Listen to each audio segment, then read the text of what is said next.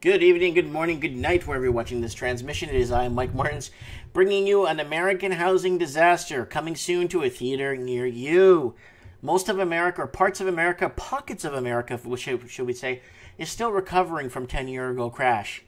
The crash from 10-year anniversary, and a lot of people forgot about that with the shadow lending, bad lending practices, and housing is different this time from the last crash. And I'll explain to you. Because one of the major underlying factors in this housing crash is foreign investing. Lots of foreign investing coming into the west coast of the United States of America. That's propping up a bubble. Some of it's coming from the northwest, from Vancouver. When Vancouver implemented the foreign buyers tax, a lot of people headed south to Seattle and drove up the market there. This is a very interesting trend. I've been following it for the last 7 years. The Canadian proper living in Canada. And when I mention Canadian proper, Australian proper, New Zealand proper, I'm talking about people that have come from all over the world to actually make those countries and build them infrastructurally and donate their lives to the country and lay roots, pay taxes to send their kids to school. So you could be of any culture to be a Canadian proper, but you just have to dedicate your life to your country. And that's what a Canadian proper or an American proper is to me. I don't care where they came from as long as they're dedicated to their country to make America great, to make Canada great, to make whatever country they're immigrated to, right? So now the United States, this is a very special market, a special crash coming because it's never involved. This is the first time in human history where American proper that works 2 jobs or 3 jobs in a household or 4 jobs in a household, depending on how many occupants, have to move out of the state they're in because they just can't afford to live in the state they were born and raised in. And that's the problem we're looking at right now. So this crash is going to come in many different forms, and it's going to affect different Americans differently. But every American will be affected, whether you're couch surfing, living in a tent outside, renting, because your rent will go up. It's going to affect the homelessness is going to go up, and with now consumer spending going down, it's not looking good, guys. So a lot of people are going to be, even if you own, because prices, you'll be underwater. If you're, everything, like every aspect of this angle is going to affect every American citizen. So let's kick this off. Number of homes on the market surges in Seattle as housing sales plunge. So remember what happened when Vancouver implemented the foreign buyers tax? A lot of real estate agents in Vancouver went down to Seattle and say, hey, we could get this rolling here. We could get this going. Let's get our investors here and buy up. So they bought up pretty much most of parts of Seattle. Seattle, after more than 6 years of tight housing supply and surging home prices, the tide has turned in Seattle and many other West Coast cities. So the whole entire West Coast is being affected by this. A new report by real estate brokerage Redfin shows that the number of homes on the market of Seattle shot up by 54% since the time last year. That increase is the second highest in the nation, exceeding only by San Jose, California, which we'll be getting to soon. Just a year ago, there were more homes selling in each month in Seattle than there were homes being listed for sale.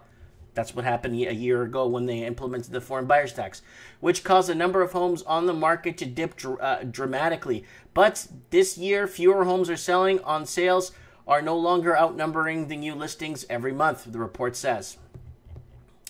The number of homes on the market is also increased in other West Coast cities, including Oakland, California, where it's up 29%, Portland, Oregon, up by 27.5%, San Diego, California, up by 27%, and San Francisco, up by 22.5%. So you're seeing homes on the market, stock, inventory, whatever you want to call it, piling up. And not a lot of people running out to buy these homes. So that's what happened there. So let's kick it off. This was a good article to kick off. Let's move on to homeless in Portland, a deepening crisis on the streets of America. So Portland, okay, back to Seattle real quick. Remember, guys, I'm teleprompter free. So Seattle right now, last quarter, look it up, down 75,000 big ones. So if you bought in the last 4 months, you're screwed. Because Seattle housing now is down 75 large, average, benchmark average. Homeless in Portland, a deepening crisis on the streets of America. This is a very long article, so I'm going to leave it with you guys, this one. It's really well written. It's very depressing. And, wow, look at that. So Portland, Oregon is really struggling right now with this housing affordability issue, and I'll explain to you guys why. Portland right now has reached its peak in affordability levels. That's why a lot of people are migrating east. So Portland's tipping at 401,000. Right now, it's tipping at 401,000. The housing market there, because it's unaffordable and it's out of reach for most that are making anywhere from $65,000 to $78,000 a year. Cannot afford at $401,000 $401,000 home anymore. So the affordability crisis so let's continue here. His city, indeed, alone, homelessness has increased in other thriving West Coast cities that are destinations for young, well-educated workers like San Francisco and Seattle, where the blame of largely fallen and on rapid rising costs and evictions. Each numbers are always hard to come by. 553,742 people were homeless on a single night across the U.S. in 2017. The Department of Housing and Urban Development said that this first rise in 7 years. The figure, however, is still at 13% lower than 2010. Declining in 30 states were overshadowed by big surges elsewhere, with California, Oregon, Washington among the worst. Los Angeles, where the situation has been described as unprecedented, has more than 50,000 people without homes, behind only New York, which has some 75,000 people. Wow. So lots of land, lots of vacant homes. I dare you. I challenge someone to go and see how many empty homes that they have on record owned by foreign investors in these cities, and you'll have a heart attack when you find out how many homes are just empty. Not abandoned, they're owned, but they're empty. San Francisco's housing crisis is so out of control that one of the city's last districts seized by big tech boasts cheap homes priced at $800,000. Here's what the neighborhood looks like: graffiti everywhere and garbage and litter all over the streets. It's no secret San Francisco housing crisis is in full swing. It's caused parts of the city to turn inside out in recent years to accommodate the influx of wealthy tech workers seeking housing. Wealthy tech workers don't have a pot to pee in, guys. I've been reading articles where tech workers are bunched up in houses and they can barely afford to pay rent. So before you get the wealthy tech, start looking outside the box and seeing where the problem's really coming from. The neighborhood of Bayview is one of the most recent parts to ensnarled the drastic shifts demand and the region's real estate plight. Here's what the neighborhood looks like and how it's changing.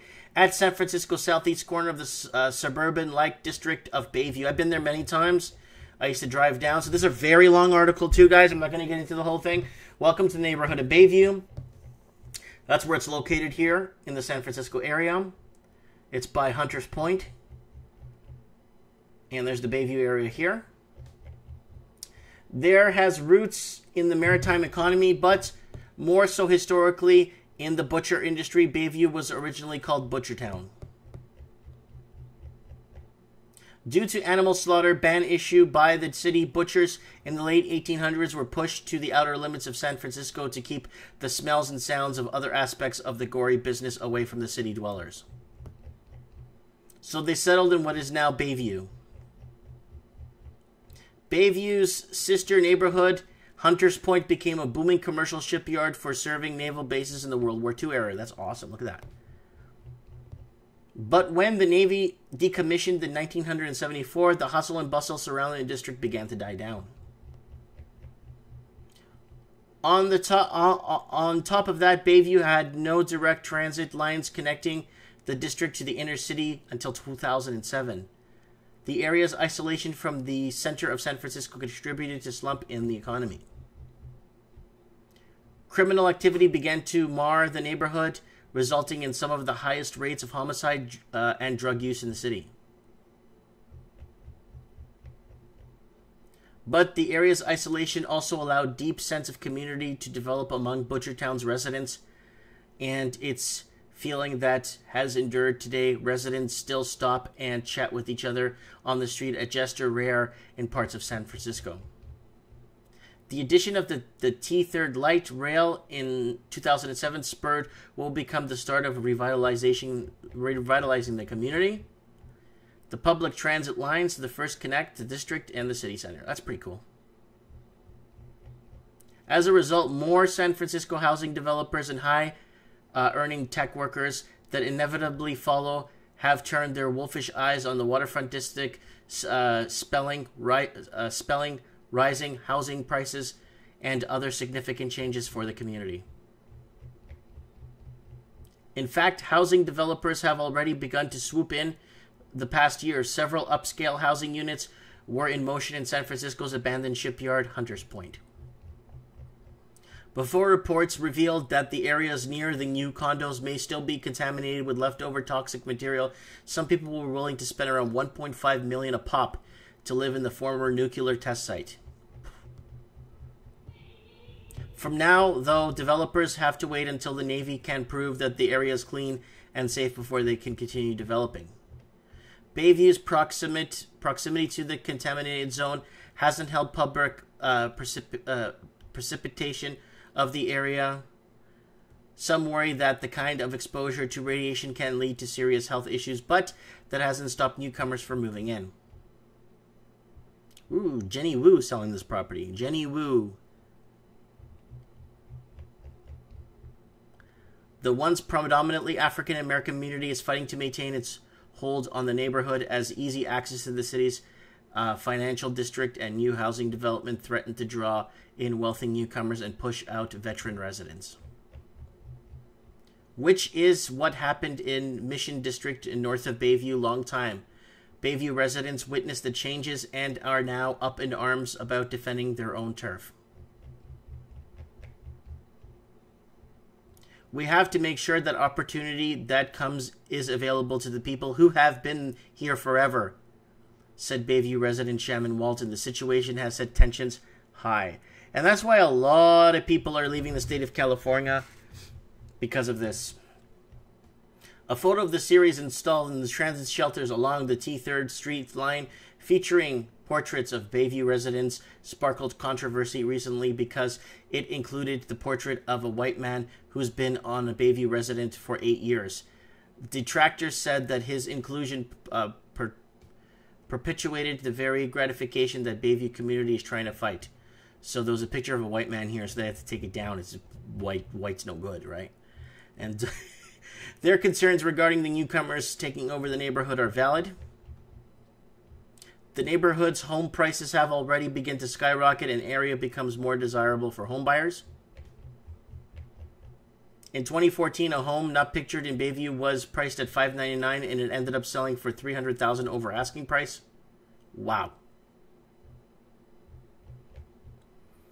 And that's in one of the lowest median real estate markets in the city. The neighborhood was hit worse in 2008 recession, but it has also enjoyed the city's highest compound annual percentage of 18.3% since then. That means Bayview home prices have appreciated more than 170% in the last 7 years. The district's listing prices now average about $890,000. That's still high price tag. It's still well below San Francisco median home price of $1.62 million. Wow. Median home price of $1.62 million. But that's not to say that the neighborhood doesn't have million-dollar homes. This boxy pink two-story abode is listed on the market for $2.29 million. Wow. $2.29 million for this little home here. Oh, that's nice. On the other hand, the spectrum, though, this newly listed red 1,800 square foot home is listed for a mere $728,000. That's extremely affordable in San Francisco standards. Bayview also has one of the highest home ownership rates in the city. So a lot of people own there. Why? Because it's affordable. 57.2 compared to the city's overall rate of 36.8. So when people own, when they own their homes, and they own them free and clear, especially, they have lots of disposable income at their fingertips, and that contributes to growing a middle-class society.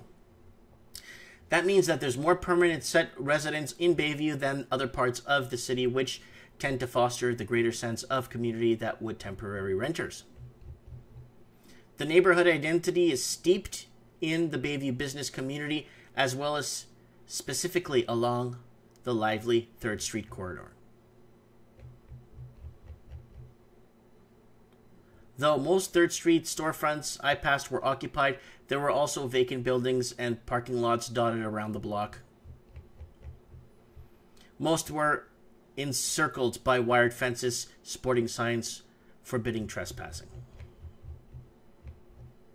So that's that. I'm gonna leave that with you guys. If you guys want to read that, it's a really good article. And the Mercury News. Where the hell did my article go? Oh, yeah. This one. Hope you guys are ready for this one, guys. Oh, Christ. It's not letting me read the article. It wants me to...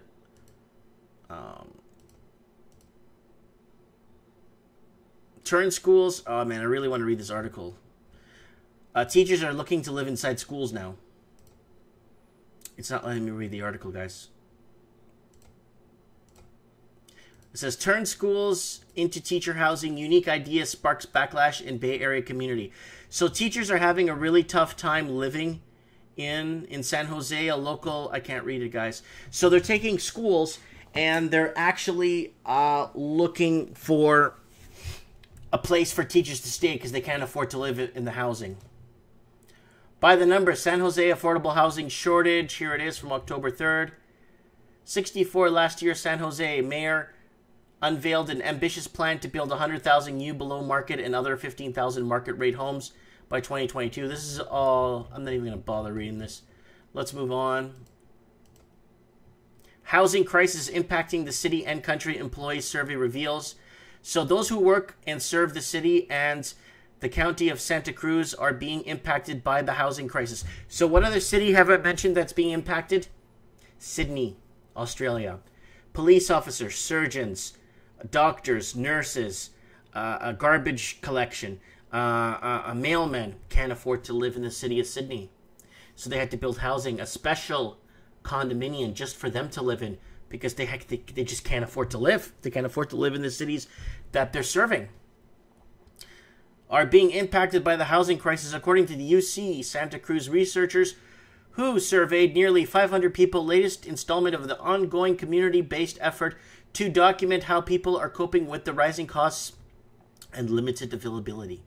So this is a big... 46% of these surveyed, they experienced difficulties paying rent or a mortgage in the last 5 years, and half of these said that they had to forego buying food or essential medicines in order to make their housing payment. About 60% of those surveyed said that they had difficulty finding housing, and 95% said that the difficulty was affordability. More than 60% of renters and half of homeowners surveyed experience housing costs burden, which means they spend more than 30% of household income on housing. That's a lot. See, they're crying on 30% of household income on housing, and Vancouver's like 69%, and Toronto's like 58%. So, I mean, they have it pretty good in addition to what they're paying in the city of Toronto, right? The housing crisis hits America's heartland. So, everyone moving from California are moving east, and we've been talking about Utah, been talking about other states, guys. Don't forget to join me on trends in the housing market. When you think of high rents and overcrowding, you're probably don't think of farmland. However, according to the new report, Urban Institute, rural communities are facing a lack of affordable housing, just like more densely populated urban areas. 152 rural counties throughout California, Texas, and several southeastern states, among others, were classified as most severe. That's approximately 8 million people in need of affordable rentals. 8 million people. In addition, 46 million people live in rural counties classified as moderately severe, including that rural areas might just be ground zero for the nation's housing crisis. Yep. So I want to know what you guys think of this.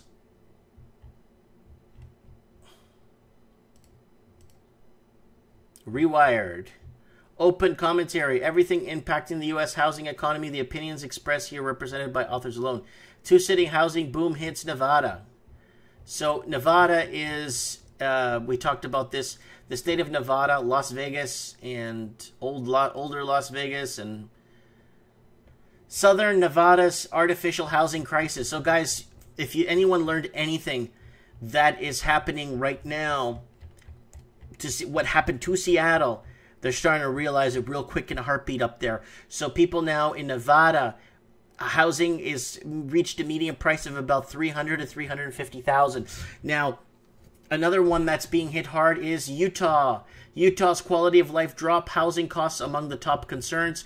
Utah has a massive, massive housing bubble. I've been talking about this housing bubble in Utah in past stories. You could check it out.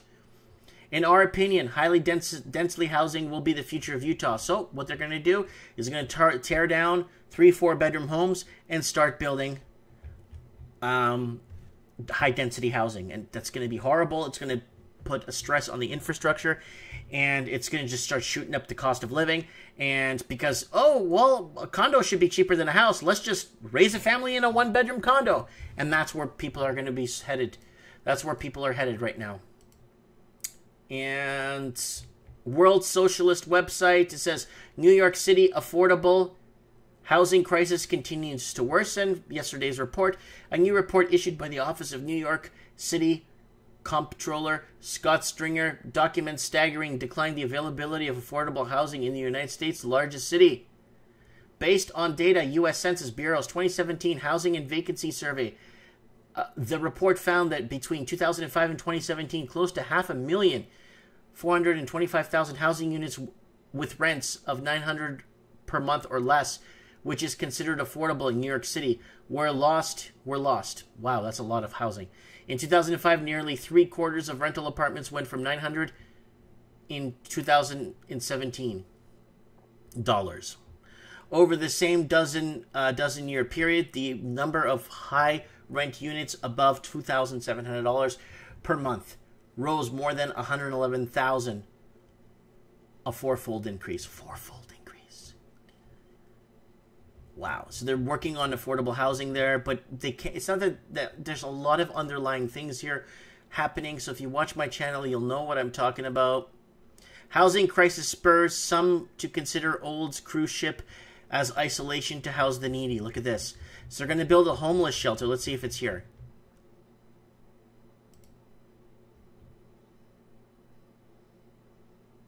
There are roughly 500,000 people experiencing homelessness right now in the United States of America. It's an epidemic caused by a host of different things. On this Sunday's Dateline, we go in depth on the political crisis, policy crisis, and a bona fide moral crisis. I'm hosting an hour-long special. It's called City of Angels. We went to LA several times because there's no place in this country where the crisis is worse. Skid Row. Blocks and blocks of tents and tarps right smack in the middle of LA, and it is a national disgrace. How we got here and who's affected might surprise you. Skid Row sits in the shadow of LA's downtown. It is the nation's homeless epicenter. When you see it for the first time, it's a shock to the system, a dystopian nightmare, but one you really need to see to understand the crisis of homelessness. The smell of trash, urine, and human excrement is overwhelming.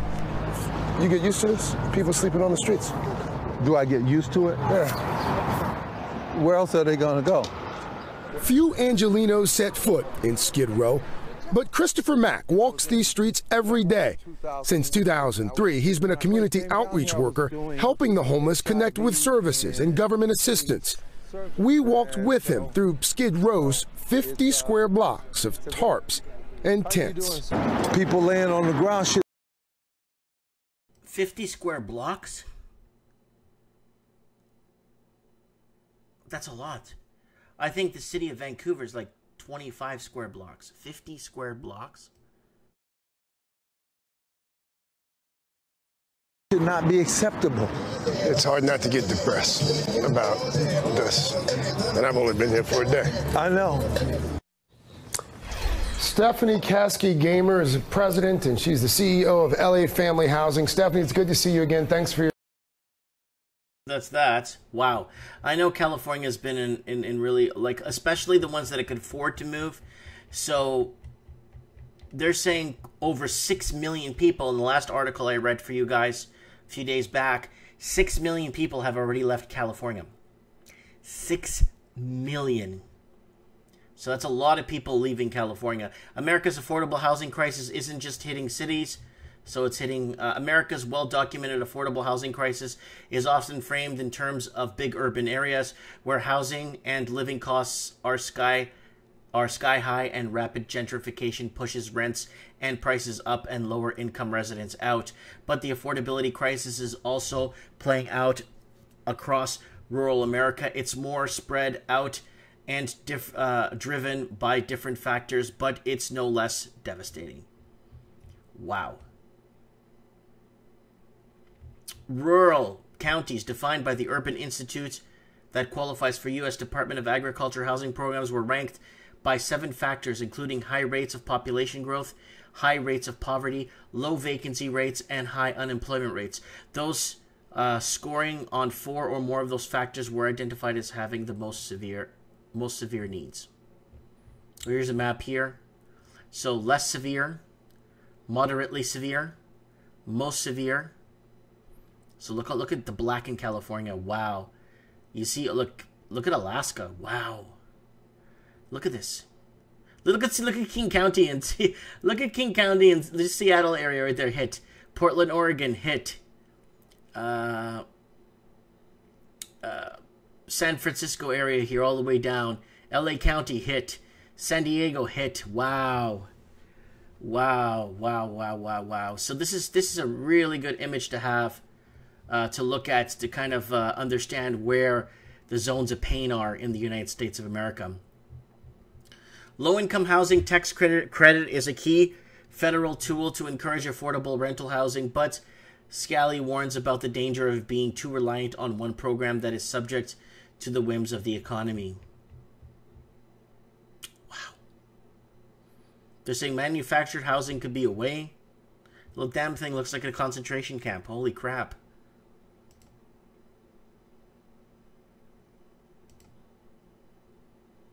And that's pretty much my last story I want to cover with you guys. So the United States is really Massachusetts overpriced, people merging, heading west. Illinois out of reach for most locals. Parts of Texas, but not too much.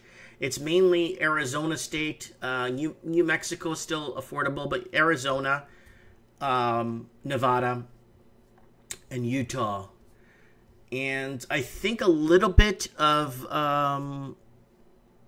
Colorado, just a bit of Colorado.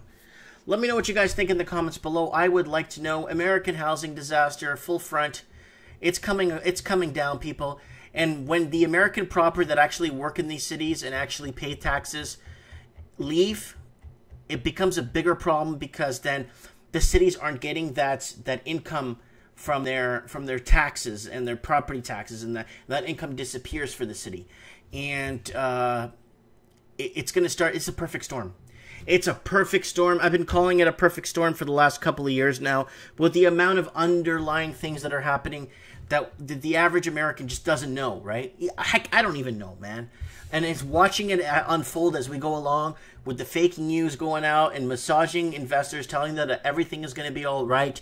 I think things are going to get a lot worse before they get better. Luckily, America is nowhere near the numbers, inflation-wise, overly inflated as Australia is, Canada, and the UK is right now.